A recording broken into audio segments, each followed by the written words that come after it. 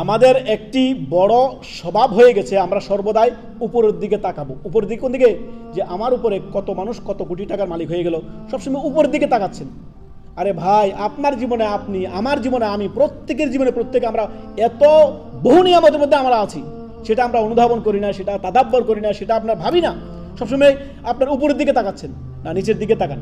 আপনার নিচে বহু মানুষ বহু কষ্টে রয়েছে। সর্বদা সবসময় আল্লাহর প্রতি কৃতজ্ঞ থাকবেন। আপনি কৃতজ্ঞ বান্দা হবেন। আপনি যদি আপনি কৃতজ্ঞতা আদায় করেন, আল্লাহ কি বলেছেন? লা ইন শাকারতুম লা আযীদান্নাকুম, তুমি শুকরিয়া আদায় করো, আমি সেটা বৃদ্ধি করে দিব, বাড়িয়ে দিব। শুকরিয়া আদায় করে দেখেন না আপনি একবার, আল্লাহু আকবার, কৃতজ্ঞ বান্দা হবেন। এই জন্য সর্বদাই মুমিনের জীবনে হালাল উপার্জনে সর্বদাই যা আল্লাহ আপনাকে দিয়েছে অল্প হলেও সেটা নিয়ে আপনি সন্তুষ্ট থাকবেন। কানাত, পরিতুষ্ট থাকা অত্যন্ত বড় একটি গুণাবলী হচ্ছে মুমিনের সিফাতটি।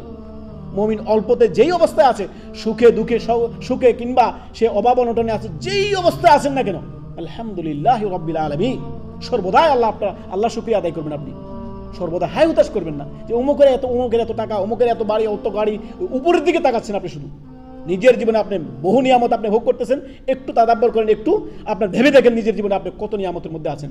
এই সুস্থতা আল্লাহ আপনার নিয়ামত, সুবহানাল্লাহ। দুনিয়াতে বহু নিয়ামত আপনি ভোগ করতেছেন। দু চক্ষু আল্লাহ দিয়েছেন, দেখতে পাচ্ছেন। বহু অন্ধ মানুষ রয়েছে, আপনার দু পা রয়েছে, হাঁটতেছেন। বহু মানুষের পা নাই। আপনার দু হাত রয়েছে, সবকিছু করতেছেন, ধরতেছেন, অথচ বহু মানুষের হাত নেই।